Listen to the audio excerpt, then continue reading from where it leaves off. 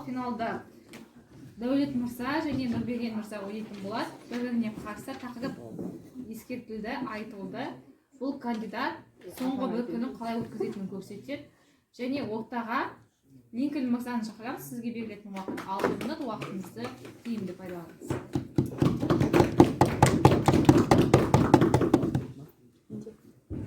Ассалаумағалейкум, армысыздар достар. Барлықтарыңызды финалдық сайыста көргенмен шын жүректен қуаныштымын. Расымен дұрысталайықшы. Біз жалпы бір сәт ойланып көрдік па өзімізді бүгін өлеміз деп? Расымен ойланып көрдік па? Я бізге күлкілі болуы мүмкін, бірақ ешқайсымыз білмейміз ғой, жақында рас айтам, бұл басымнан өткен оқиға.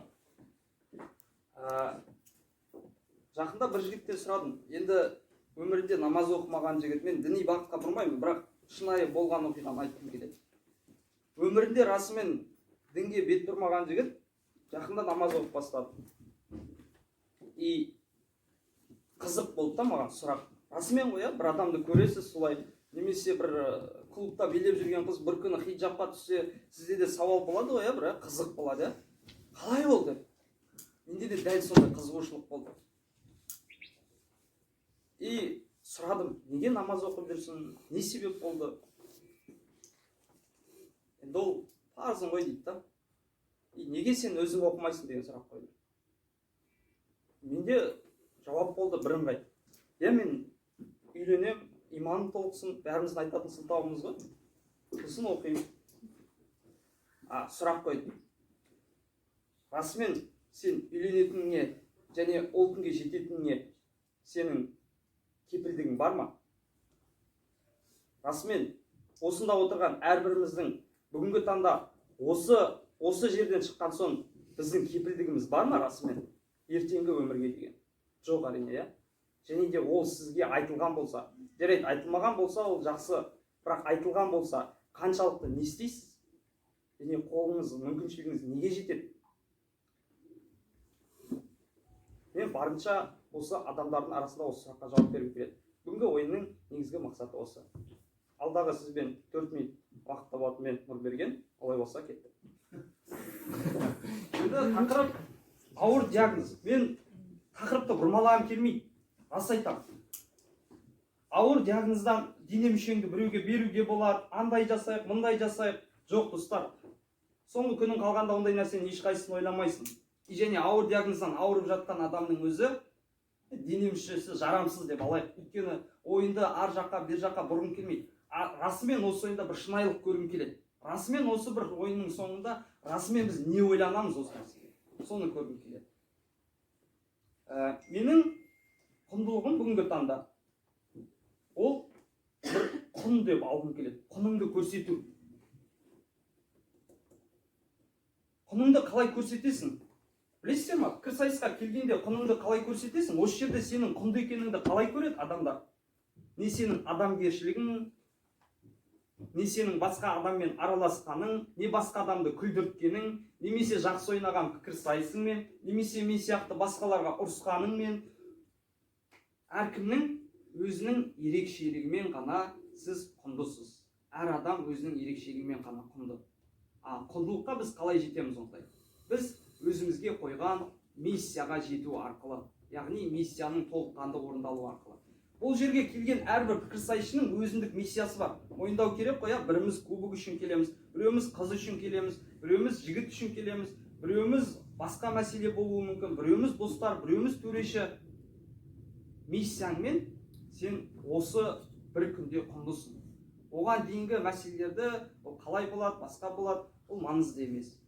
Енді бірінші мәселе ретінде осы жерге 3 нәрсеге бөлдім. Жеке басқа қатысты, қоғамға қатысты және отбасыға қатысты. Осы нәрседегі соңғы миссияны орындауға қалай өткізім келеді, соны нәрсені ойладым. Мүмкін ол мен болайын, мүмкін ол сіз болыңыз, мүмкін осы жерде кез келген азамат болсын. Бәріміздің жеке ішкі дүниемізде түрлі нәрсені ойлаймыз ғой, я? Әрқайсымыздың бір нәрсеге деген арманымыз бар, әрқайсымыздың жеке ішімізде бір мойындағымыз келетін бір дүние бар ғой, я? Және де мен осы нәрселерді жариялағым келеді, жеке басқа қатысты. Мүмкіншілік болса, не оны хат арқылы жарияла, немесе басқа дүниемен жарияла, жеке басыма қатысты қандай проблемалар бар, соның барлығын шешкім келеді. Сіздер ойланасыздар ма? Расымен кейде мен қиналам. Мүмкін адамдар мен жайлы ойлайтын шығар. Расымен бұл жерден кеткеннен кейін мен бір адамның есінде де болмайтын шығармын. Бірақ маған расымен біреуді ренжітсем, немесе біреудің көңілі қалып қойса, ол мен үшін құнды. И мен ол адамдардан барлық уақытта кешірім сұрағым келеді. Кімді ренжіткен болсам, осы өмірде, кімді көңілін қалдырған болсам, немесе кімге қандай нәрседе қарызбын, мен жеке басқа қатысты мәселелерді шешкім келеді. Бұл менің жеке басыма қатысты. Отбасыға қатысты мәселелер. Енді уақыт қысқа болып жатыр негізі. Үлкен нәрселер айтқым келген едім. Отбасыға қатысты біз әке-шешенің құнын қашан түсінеміз? Қасымызда күнде бар, я? Немесе осында жүрген әр бауырыңызды қашан түсінесіз? Қызыңызды жақсы көретін, ол жоқ болған кезде ғана. Ал сіз оның есінде қалу үшін, немесе сіз оны өмір бақи жетістікке жетелеу үшін, мотивация беру үшін, сіз оны әрдайым жақсы көретініңізді, әрдайым сүйетініңізді ескерту керек. Алдын ала өтсек. Оны қандай мәселемен көрсеткім келеді? Бұған дінден жауап бар, я? Пайғамбарымыздың өзі баласын құрбандыққа шаларда оны білді. И ол не деді бұл үшін? Мен үмбетімді таңдаймын деді. И бұл жерде құрбандық маңызды емес. Одан кейінгі қалатын адамдарға миссия маңызды болды. И және де ол бүкіл адамға махаббатын көрсетті осы нәрсемен. Яғни мен үмбетімді таңдаймын деді. Мәселе осыда. Соңғы мәселеге қатысты, қоғамға қатысты. Хоть мен жазушы болайын, хоть мен бір қоғамда орны бар адам болайын, не мен болайын, не сіз болыңыз, сіз бәрібірде бір нәрсеңізбен қоғамға пайдалысыз. Оны өзіңіз ғана білесіз. Ақша жинаңыз, басқа қылыңыз, сіз бәрібір түбінде бір қоғамға керек адамсыз. Өйткені сіз осы адамдарды құраушы бір индивидсіз. Және де сіз осы нәрсені соңғы күні жасап кету қажетсіз. Бұл менің жеке пікірім. Қалған мәселелерді сараптамада немесе келесі шыққанда ескертетін. Рахмет.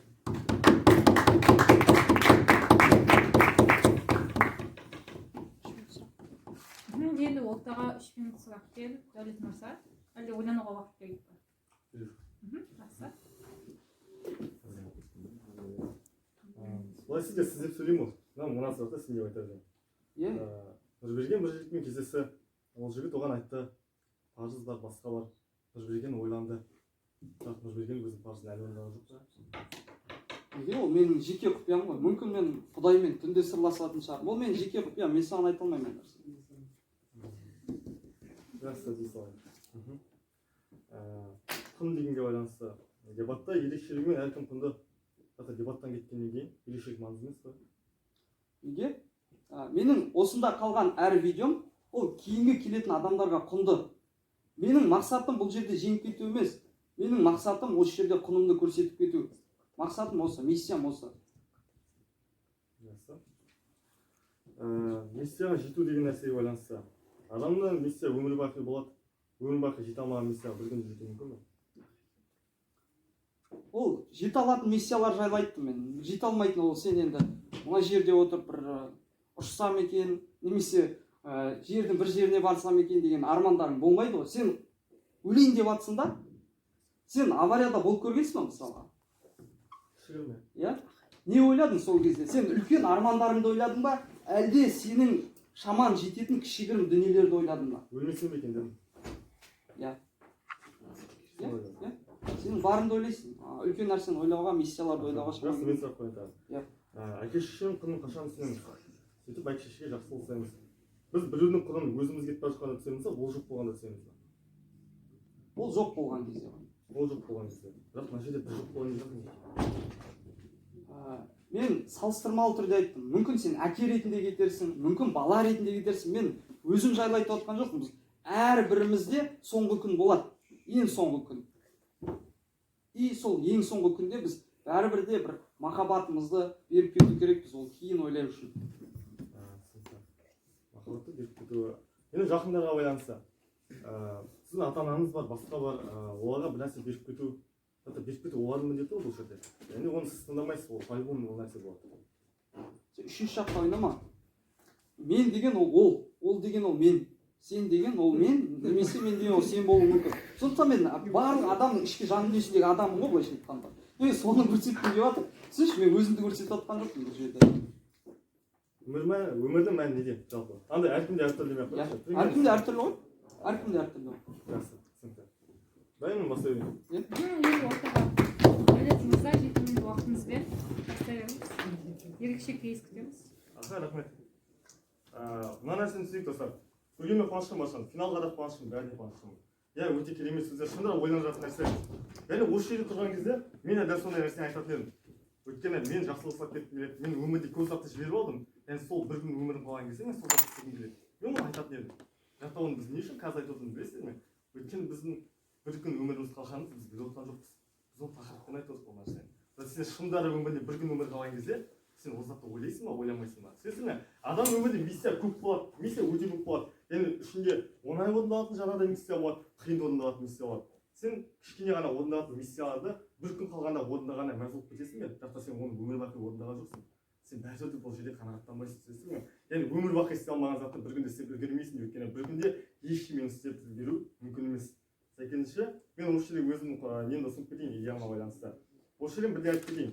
Адамның өмірі бір күн ғана қалған кезде, өлетінін білген кезде, адам ойлайсыздар ма, жақсылық істеймін, жамандық істеймін деп. Адам сонда үшін күресетін болады. Түсінесіздер ме? Адам сонда үшін күресетін болады. Солдатқа келейікші. Солдат өлетін біледі соғыста, бірақ та ол екі ақ затты істейді. Либо сонда үшін соғысады, өліп қалмас үшін, немесе беріледі, өліп қалмас үшін. Түсінесіздер ме? Ешқандай салып тұрып алып, жай ғана берілмейді, олар берілдім, мен өлтірмейінші деп айтады. Немесе сонда қабын алып соғысады. Яғни адамдарды өлім дейтін зат келген кезде алдында тұрып алып, мен жамандық істеп қойдым ау кезінде, мен жақсылық істеймін. Ата-анадан ренжіп қойдым деген ой болмайды. Мен оларға керекпін, мен тірі қалу керекпін деген ғана ой келеді. Авария болған кезде адамдар ойлайды дейсің ба, мен жаман істеп қойдым, бүкіл өмір көз алдына өтеді, және сен өмірді тоқтайтынын білген кезде тоқтамасын деп тілейсің. Ол барлық адам солай, түсінесіздер ме? Ал біз бұндай әңгімені қазір айтып отырмыз, өйткені біздің басымызда ондай қауіп төніп тұрған жоқ қазір. Біз мына жерде қалай айтсақ екен, радикаль ойлай аламыз. Түсінесіз, біз радикаль ойлай аламыз. Сондықтан біз осындай кереметтей әңгімелерді журналистика ұстап айтып жатырмыз. Өйткені біз ол затқа ойлануға мұршау жақта сенің өміріне өлім дейтін зат келген кезде сен ол затты ойлай алмайсың, өйткені өмірдің өзі ойын, өмірдің өзі ол өлім мен соғыс. Бірақ та ең қызығы, адамдардың бәрі өлімнің болатынын біледі, бірақ та ешкім ол затқа дайын болмайды. Яғни саған бір күннен кейін өлесің, сен оған по-любому дайын болмайсың. Түсінесіздер ме? Яғни адам сонымен әрқашан күресетін болады. Бірақ та адам өміріне өлім қаупі төнбеген кезде адам өлім туралы ойламайды. Адам басына келген заттарды істей береді, бірақ та бір күн қалған кезде адам бір ғана затты ойлайды, өлім мен соғысу деп. Өйткені сенің өмірде өлім қаупі төнбеген кезде сен өмірдегі мақсатың жай ғана өмір сүру болды. Ал өлім туған кезде сенің мақсатың өлмеу болды. Түсінесіздер ме? Мен мойындаймын, менің ішінде кейіпкерім по-любому мен сонда қайтыс болатынмын. Мен оның бәрін мойындаймын. Бірақ ол соңына шейін күресіп өтеді. Өйткені ол адам. Өйткені бізде инстинкт дейтін зат бар. Яғни бізде мойындамау дейтін зат бар.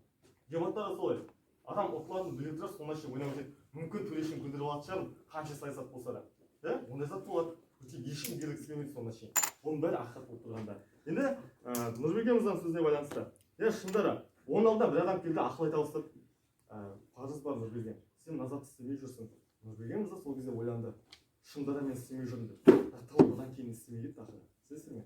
Өйткені осы кездегі мен сол кезде ой келді, мен де өтіп қалып сол отбасы деген затқа, бақыт деген затқа жетпей қалсам қайтеді деп.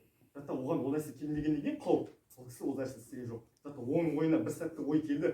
Бір сәтті ой ештеңе өзгерген жоқ. Өйткені шындары қауіп төнген жоқ ол кезде. Қауіп төнсе не болады? Осы кезде адамда ол заттар басына келмейді. Енді оған байланысты, әке шешеге байланысты, жаңағыдай көмек көрсету, отбасыға байланысты. Біріншіден, сен біреуді бағалайсың, ол адам жоғалайын деп жатқан кезде. Бірақ та тақырып мынандай, сен жоғалайын деп жатсың, олар емес.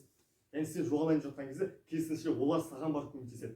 Осы кезде сен по-любому олармен жақындасасың, түсінесің бе? Олармен по-любому қарым-қатынас орнатасың. Яғни сәйкесінше осы жерде бұл Нұрмұхамед Нұрберген мырзаның таңдауы емес. Нұрберген мырза бір күндік өмірін көрсетіп жатқан жоқ. Ол біреулердің Нұрберген мырзаға бір күндік өмірін көрсетіп жатыр. Екінші бұл нәрсе тағы да осы жерде. Бұл да түсінікті деп ойлаймын. Одан кейінгі мына нәрсеге байланысты. Барлық адамда арман бар. Мен ол затты келісемін, барлық адамда арман бар екенмен, барлық адамда парыз бар екенмен. Бірақ та адам, рахмет, адам арман болады, мақсат болады, оның бәрін мойындап тұрмын. Бірақ та адамның өмірінде бір ақ күн қалған кезде айтуға тырысатын болады. Түсінесіздер ме? Ең қызығы сонда. Мен ерекшемін және мен бір нәрсе қалдырып кетуім керек деп айтпайды. Мен осы жерде тірі қалуымның өзі менің құнды екенін көрсетеді деп ойлайды адам. Секінші осы нәрседе. Дебатқа байланысты сен ерекше болып дебатта қаласың. Дебат біткеннен кейін ерекшелігі сен дебат ойнаған маңызды емес. Ең соңында сол кезде сыйластықтардың маңызы болады деген сияқты. Дебаттан кейін, ал дебатта сен ерекшелігің маңызды алады. Мен ол заттың бәрін мойындаймын. Сен Нұрберген мырзаның кейсі ол эмоционалды кейс, ол затты мойындаймын. Шынында өте керемет. Нұрберген мырзаның эмоционалды кейсі басқа эмоция кезінде пайда болған кейс. Ол қандай? Осы ойына байланысты. Бірақ та адам өмірде шындары қалып төнген кезде ондай ойлар келмейді. Яғни осы кезде мен құндылығым пайда болады. Ол өмірдің мәні. Мен қараңыздар, өмір мәніне байланысты. Мен өзім 20-дамын, осы дебат ұнамайтын жері бар ғой, 20 жаста осы әңгіме айтасың бар ғой. Бұл нәрсе ұнамайды, бірақ соны айтып берейін дебаттың мәніне байланысты. Өмірдің мәні, әркім өмір сүрген кезде, мен өмірдің мәні жай ғана өмір сүру болады. Бір күн қалған кезде сен өліміне, сен оны білген кезде, сен не болады? Өлмеу дейтін нәрсе өмірдің мәні болады. Өткен жай жүрген кезде өтіп қалмау дейтін затты ешкім ойламайды. Қауіп төнген кезде сен ол затты ойлана бастайсың. Яғни сен өмірдің мәні сол зат айналады. Мен кейіпкерім тірі қалмайды, бірақ та менің кейіпкерім тірі қалуға тырысатын болады. Қарайшы, медицина, ауыр медицина, күрделі операция әлемде не үшін дамыды білесіздер ме? Жазылмайтын аурулар емдеуге тырысу, олар көбісі жазылмайды, рак болсын, басқа болсын. Бірақ ракпен ауырған адамдар емнің жолын іздеу үшін барлық күшін салады, барлық қаражатын салады. Сөйтіп медицина байланысты адамдар ақшалайды, басқа ақшалайды. Сөйтіп осы медицина салып осылай дами береді. Бірақ адамдар білесіздер не үшін? Олар көбісі сол моментте өтіп кетеді сол аурудан. Бірақ та ең қызығы олар ауруды мойындамайды өлетін. Тіпті ең соңында полигонға өлетін болса да. Солдатқа байланысты айтып жатырмын. Отырар болған кезінде Қарашаға не үшін берді? Өйткені жоңғарлардың, монғолдардың басып алатынын білді. Бірақ та ода екі таңдау болды Отырар халқының ішінде. Қараша хан да білді, ішіндегі Қайыр хан да білді өлетінін. Қайыр хан істеді, соңына шейін соғысып тірі қалам ба деп ойлады. Қараша хан мүмкін берді тірі қалам ба деп ойлады. Екеуі де қайтыс болды. Біреу берді, біреу соғыста. Бірақ та ең қызығы олар күресіп жатыр соңына шейін. Түсінесіздер ме? Яғни адамдардың өлімнің бір күн қалғаны деген нәрсе ол жай ғана утопия ғана. Бұрын осылай тартып болған. Әлемде 100 жылдан кейін өлетін болса әлем қандай болады деген. Бәрі айтты, әлем керемет болып келеді, адамдар тоқтайды. Жоқ, әлемде хаос болады. Өйткені бүкіл әлем не істерін білмей қалады. Өйткені адам бұл затқа дайын емес ешқашан. Сен осы затты қанша ойлағанмен жақсылық жасайын бе? Сен алдында өлім дейтін зат келген кезде сен өлімнен жай ғана қорқасың. Яғни адам қорыққан затына әрқашан күреседі. Түсінесіз ме? Адам қорыққан затына әрқашан күреседі. Біз не үшін жаңа заттарды ашуға тырысамыз? Өйткені белгісіздіктен адам қорқады. Яғни адам белгісіздік деген затты ашқысы келеді. Яғни сол үшін тұманға адам кіреді. Егер адамдардың бәрі қараңғыдан қорқатын болса, адамдардың бәрі жарықта өмір сүру керек. Бірақ та адамның қорқынышын жеңу үшін неге барады? Сол қараңғының ішіне кіреді. Адам өлімнен қорқады, яғни адам өлмеу үшін күреседі. Адам өзінің өмірі үшін күреседі. Осы жерде мен критериум ұмытып, критериум инстинкт деген затты алуым керек бірінші. Өйткені әр адамның, түсінесіз ме? Өмірде мына моменттер болады. Қолындағы вазаны түсіріп алған кезде, вазаны құлайтып біле тұрсың, қолын созасың. Білесіз ме? Өйткені ұстап аламын деген үмітпен. Осы екінші критериум үміт деген нәрсе. Өйткені үміт ешқашан өлмейді. Үміт адам өлгеннен кейін ғана өледі. Яғни үміт ол адам соңына шейін барады, түсінесіз ме? Өйткені үміт дейтін нәрсе ол ең бір мықты заттардың бірі. Осы затқа байланысты. Одан кейінгі үшінші критериум өкінбеу дейтін нәрсе. Енді қараңыздар, адам білесіздер ме қашан өкінеді? Өлетінін біле тұра өмір үшін күреспегенде адам. Түсінесіз ме? Өлетінін біле тұра сен өмір үшін күреспейтін болсаң, онда ең өкініш сол кезде болады. Яғни сен өміріндегі ең соңғы бір өкіндірмейтін нәрсе сен соңғы момент үшін күрескен. Яғни осы зат өкіндірмейді. Бірақ та өкініш көрі ең соңында жек көрініш болады. Сен қанша күрессең де сен мына жақта өліп жатсың. Яғни ол нәрсе жек көрініш болады. Бірақ та ең асығы адам ол жек көрініш сезбеуге дейді, сен адам бірақ та мен айтқым келіп жатқан нәрсе неге? Адамның өлім дейтін нәрсе, өмір дейтін нәрсе ойыншық емес, өйткені өмірдің мәнінде сол ақ пен қара, және алдын ала түсінген ақ пен қара, басқа. Бірақ та адамның ең соңында ақтық киімі келді дегеннің өзінде адамдар не істеп жатады? Түсінесіз ме? Киімі қайтарып жатады адамдар. Ла иляха илlalloh Мұхаммад расулуллах Мұхаммед расулуллах. Не үшін айтады білесіз ме? Өйткені мына өмірді құртып алдым, хоть ана өмірде нормально болайын деп. Түсінесіз ме? Осы өмірде жұмаққа барайын. Просто ма адамның үміті өліп жатқан жоқ, адам соңына шейін күреседі. Хотя өлетін десек. Рахмет.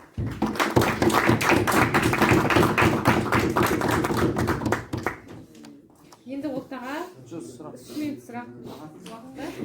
бір нәрсе айтайыншы, Дәулет. Мен саған ашық айтайын. Сен осы ойынның соңында жеңілесің. Реально айтамын, жеңілесің. До конца ойнайын. Жоқ, вот миссияға ұмтыласың ғой, до конца. Хотя осы жерде өзімді көрсетіп кетейін жеңілсем де.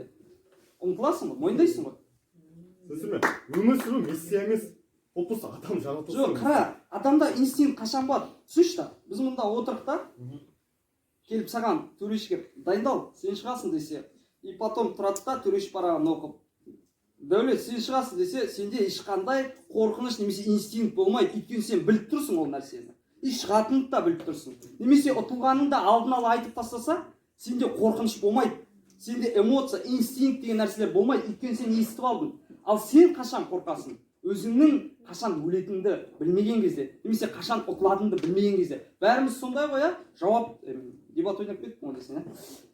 Мынандай сұрақ қой. Вообще беріп кеттім. Мынандай сұрақ саған. Сен қашан инстинктің болады? Жауапты бұрын біліп қойған кезде ма?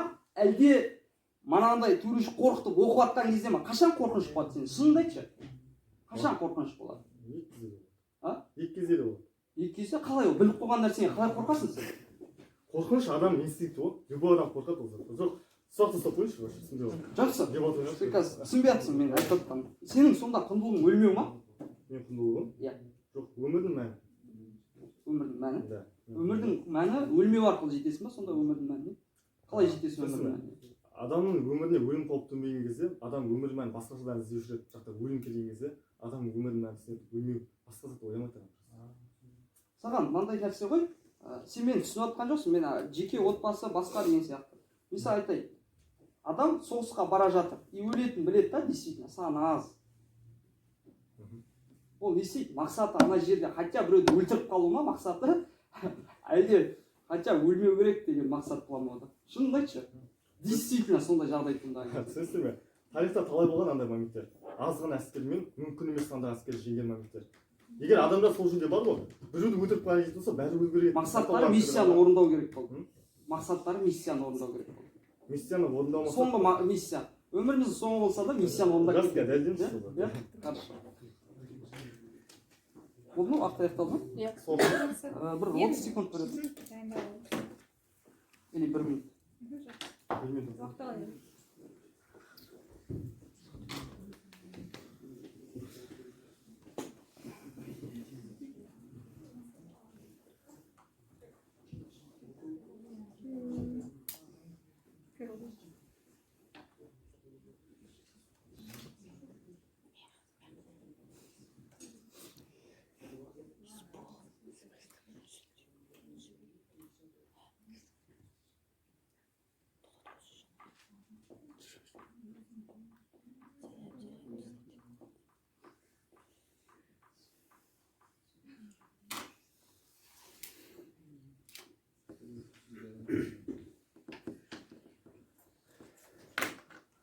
Енді ортаға Нұрберген мырзаны шақырамыз. Сізге берілетін уақыт 4 минут.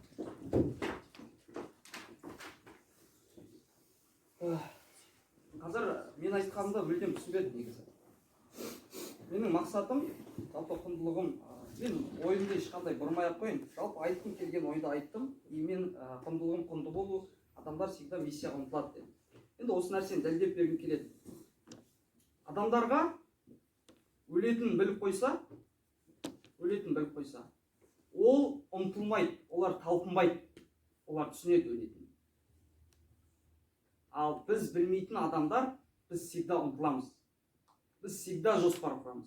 Біз всегда эмоция болады бізде, инстинкт, қорқыныш болады. Манағы айтып жатқан нәрсе, ол рас қой бәріміздің бойымызда, иә? Төрешінің парағында жауап айтылмайынша, біз іштей қорқып отырамыз. Расымен шықтым ба, шықпадым ба? Біреу келіп маған айтып кетсе, сен шығасың, брат, дайындал десе. Жоқ, сізде қорқыныш болмайды. Сіз ол нәрсеге ұмтылыс жасамайсыз, сізде инстинкт болмайды. Бұл кетіп жатқан қателіктер. Екінші нәрсеге байланысты. Адамда үміт болады дейді. Үміт қашан болады? Адамда білесіз ба?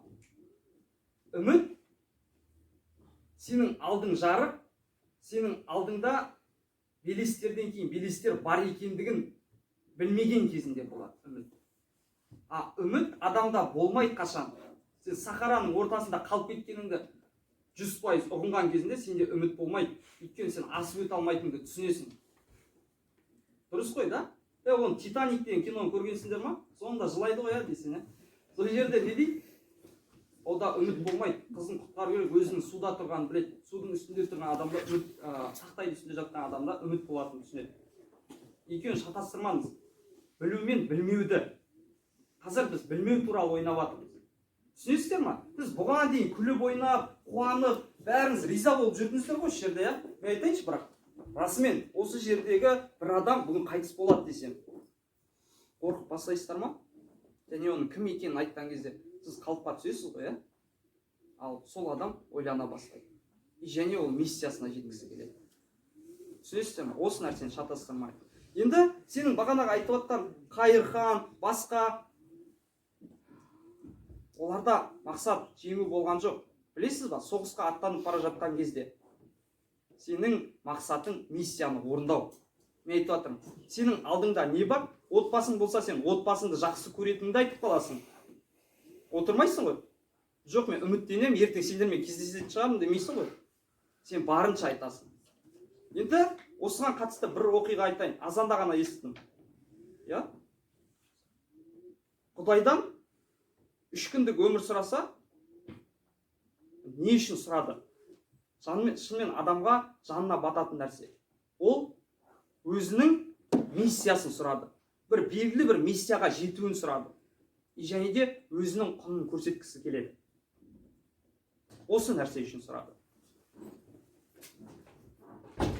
Енді келесі нәрсе, адам дайын болмайды, бір сәттік ой. Сіздің манағы айтып атқан тілін калимаға келтіру, достар, түсініңізші. Сен аварияға ұшырап айналып атсың, сенің миссияң соңғы секундында хотя бы өзіңнің бір дінге деген бір миссияңды орындап кету болып жатыр да. И құныңды хотя бы Құдайдың алдында көрсеткің келіп жатыр да. Кез келген жерде біз соған ұмтыламыз. Мәселе сода. Яғни сіз айтып жатқан дүниелердің барлығы біз соңғы нәрседе біреуге ұмтыламыз.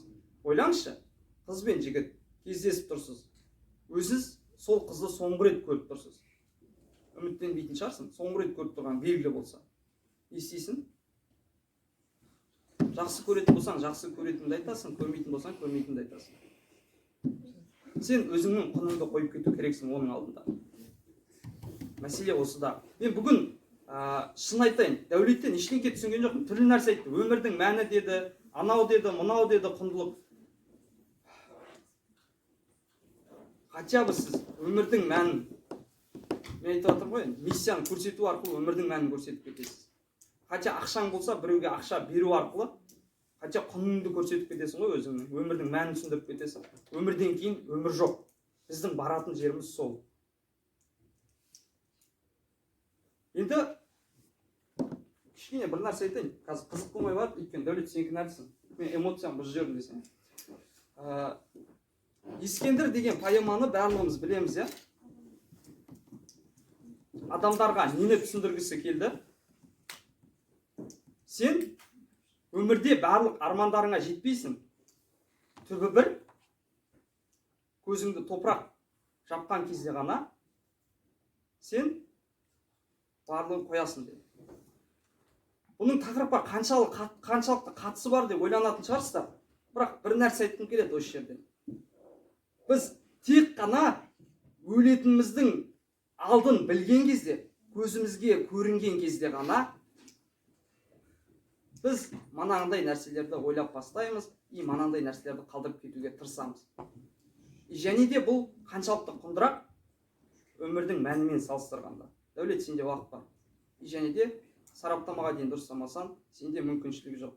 Енді құныңды көрсетіп үлгеруге тырыс. Көп рахмет.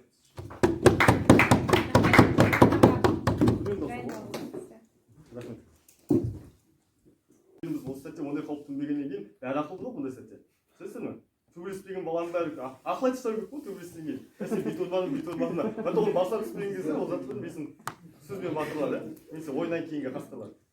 Сондай нәрсе. На самом деле мысықтар. Мен осы заттардың бәрі. Енді мен айтқым келіп жатқан нәрсе мынада. Адам құнды болып қалғысы келеді, адам мынандай болып қалғысы келеді. Білем, адам үшін құн деген зат маңызды. Ол заттың бәрін мойындаймын. Құн деген зат маңызды, ерекше болып қалу, осының бәріне мойындалып қалу деп атта. Оның бәрі маңызды болып тұрған білем. Жақта ол нәрсеге байланысты адам ел сонда өлер кезінде адам ең қызығы ғой, миссияға байланысты, басқа байланысты. Олардың миссия маңызды болған өзінде де адам өлмеуге тырысады, миссиясын жалғастыру үшін. Қызық сода да, адам өлмеуге тырысады, миссиясын жалғастыру үшін. Өйткені адам мен жақсылық істеп кету керекпін деп жақсылық істеп кетпейді өлердің алдында. Мен жақсылықты істеп бүгін үлгермеймін, мен ертең тірі қалу керекпін, және өмірдің кейін жақсылыққа арнау керекпін деп адам өміріне не істейді, өз-өзін алдай бастайды. Қызықтың бәрі осы жерде туындайды, білесіз ме? Адам туралы бір күнде жақсылық салып қоймайды, адам өмірдің бәріне жақсылыққа арнаймын, сол үшін мен бүгін өлмеу керекпін. Жақта ол өледі по-любому, жақта ол солай ойлап жатыр. мен осыны айтып жатырмын барысында. Енді Нұрберген мырзаның аланы, мен аламын, бәрін салыстырып көрген кезде мен назапты айтамын. Бағанаға байланысты. Соғыста өлетін білген солдаттар көп, 10 адам болып, 100 адам ұмтылған. Ең қызығы, соның ішінде жеңіп кеткендер бар, тірі қалып кеткендер бар. Бауыржан Момышұлы талай сайқасқа қатысты, қаншама қоршауда дұрыс шықты. Оның мақсаты жай ғана жауды жеңу болған жоқ. Жауды жеңу ғана мақсат қылатындар, олар камикадзе өздерін өлтіре салатын. Бауыржан Момышұлы соғыста 2 жарақат алған, біреу аттан қалған, біреу ас болып деген. Яғни ол білесіздер ме? Ол өзінің өмірін қымбат санаған, және ол жауды өлтіріп қана емес, өзінің солдаттарымен өзін аман алуды басты рөлге қойған. Білесіздер ме? Бірақ соғыс мақсаты жеңу, бүкіл адам мақсаты жеңу. Бірақ адамның тірі қалуы одан да керемет заттар жасайды. Мен осы затты айтқым келіп жатыр. Жаңа айтып кеткенде, әлемде ауру жазылмайды, аурулар көп. Химия, терапия, оның бәрі не үшін білесіздер ме? Адамның өмірін жай ғана созу үшін. Егер адам өмірінде бәрін істейтін болса, өзін мойындайтын болса, өлетін. Адам жай ғана не істеу керек? Химия, терапия, операция қылып бәрін қайырымдылық жасау керек, бірақ ондай болатын жоқ. Адам бәрін емдеуге тырысса, адам бәрін істеуді өзінің өмірін созуға тырысса. Италияда 2017 жылы қандай операция жасайсыз? Адам басына ауыртып тұрып, мүмкін емес қой. Бірақ оған барып жатыр адамдар. Өйткені ешкім өз істемейді. Менің осындай әңгімем бар. Енді мен неге байланысты? Критерийға байланысты. Мен өмірдің мәнін былай аламын. Адам обычный қауіп төнбеген кезде, өмір сүрген кезде адам өлім туралы ойламайды. Бірақ та адам өмірінің мәні негізі жаңа өмір сүруде, бірақ та өмір дейтін затта қауіп төнген кезде адам өмірінің мәні өлім дейтін затты өзгереді. Өйткені біз өмір мен өлім дейтін айқастың ішінде ойлап жүргенімізді ұмытып кете саламыз. Өмірді текке құрту, осындай сол кезде қалып, бірақ та өмірді текке құртпайтын адамдар қашан білесіз бе? Олар өлімнің азабы алдында қалған кезде адамдар өзгеріп жатады. Мен ол заттың бәрін мойындаймын. Бірақ көріп жатсыз ба? Адамды өзгертетін нәрсе ол өлім деген заттар бәрін мойындаймын, бірақ та именно өлім дейтін затқа бір күн қалғанда келдім деген кезде адам жай ғана қолын бере салмайды. Берілген адамдардың бәрі соғыста, білесіз бе? Миссияға байланысты. Миссия маңызды дейтін болатын болса, сатқын дейтін ұғым болмау керек. Бәрі миссия үшін тырысу керек. Орындалмаған миссия әлінде жетіп жатыр. Әлінде берілген адамдардың бәрі жай ғана беріліп мені өлтіре ғой деп берілген адам жоқ. Сонда дейін соғысып ұсталып қалған болмаса, немесе мені өлтірмеші, мен берілдім ғой деген адамдар бар. Берілгендердің өзі екеуінде. Ең қызығы екеуі де өмір сүргісі келіп жатыр. Одан үшінші адам бар енді. Сонда шейін соғысатын. Байқамай оқытып өтетін. Жақтан ол да өлгісі келіп жатқан жоқ. Болды, мен осыны айтқым келіп жатыр. Ал Нұрберген мырзаның кейсіне байланысты құн деген нәрсе ренжімеңіз, ойын серьез болып кеткен, да? Бірақ та солай получилось енді. Құн дегенге байланысты адам өзінің құнды қалдырғысы келеді. Ол затты мойындаймын. Адам жалпы өмір бақи өзінің құнды қалдырғысы келеді. Бірақ та құн дейтін нәрсені бәрі қаламайды. Құнды қалдырғысы келеді. Сені ететін адамдар бар кезде, бірақ та құнды бағалайтындар, немесе құндылықты бағаламайтындар бар кезде, сен құн маңызды болмайды саған. Нәтиже мен осы затты айтқым келіп жатыр. Өйткені біз адамдар қанша осы жерде ойланғанымен, компьютер зат, керемет затты ойлап тапқанымен, адам есть адам. Бізде инстинкт бар, бізде эмоция бар, бізде өкіну бар, бізде жеккөрініш бар. Жаңа критерий айтқандай, адам өміріне қауіп төнген кезде біздің инстинкт самосохранение бізді өлтірмеуге әкеледі. Яғни біздің өлмеудің жолын іздеуге әкеледі. Яғни ол бізді күресуге әкеледі. Яғни адамның ең өкіндіретін нәрсе, білесіз бе не нәрсе? Бір затқа күреспей беріле салу. Ал біз осы жерде мен адамның нені көрсетіп тұрмын, мен соның бір күнде күреспен өткізіп жатқанын көрсетіп тұрмын. Ол күрес маңызды болсын, болмасын, бірақ та ол өмір үшін күреседі. Өйткені біз адамбыз.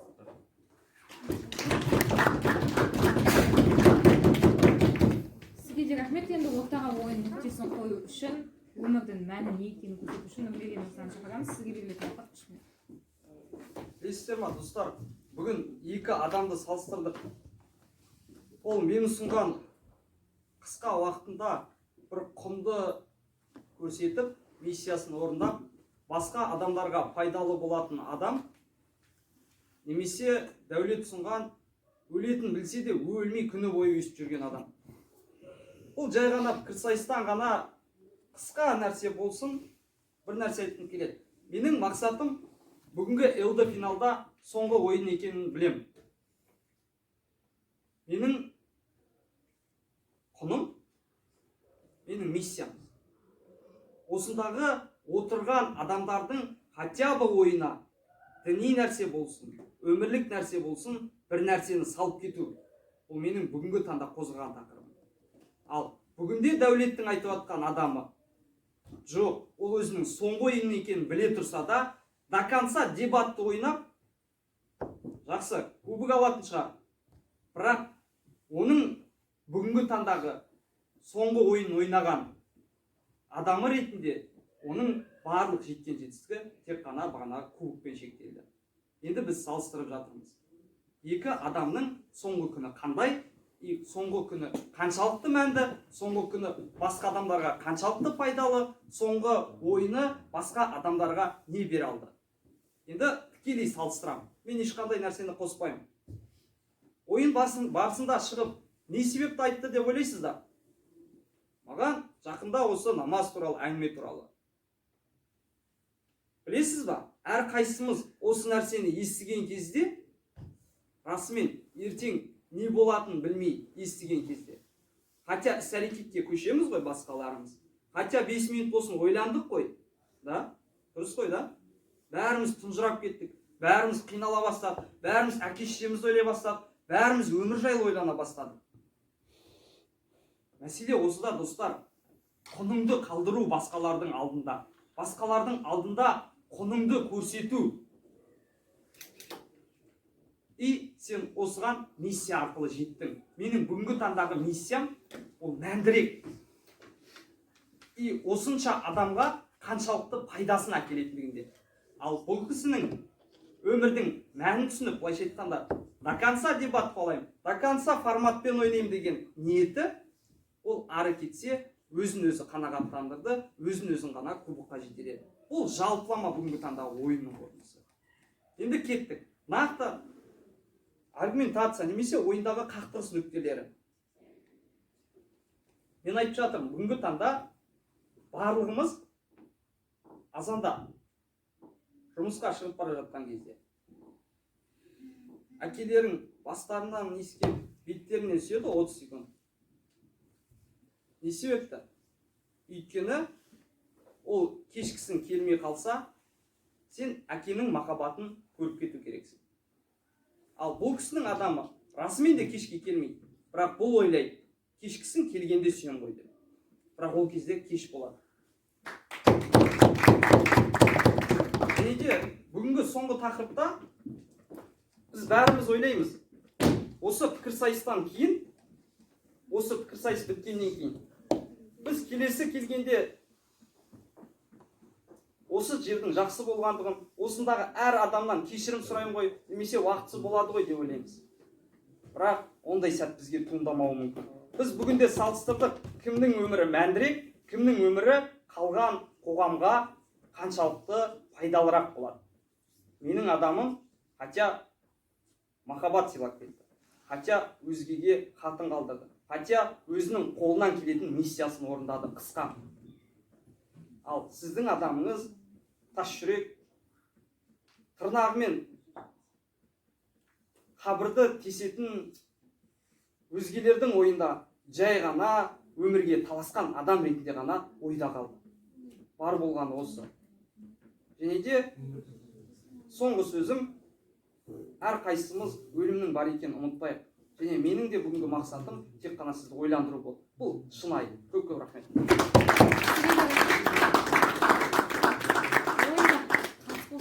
Өмірде дос болыңыздар, соңғы сөз айтып жіберейін.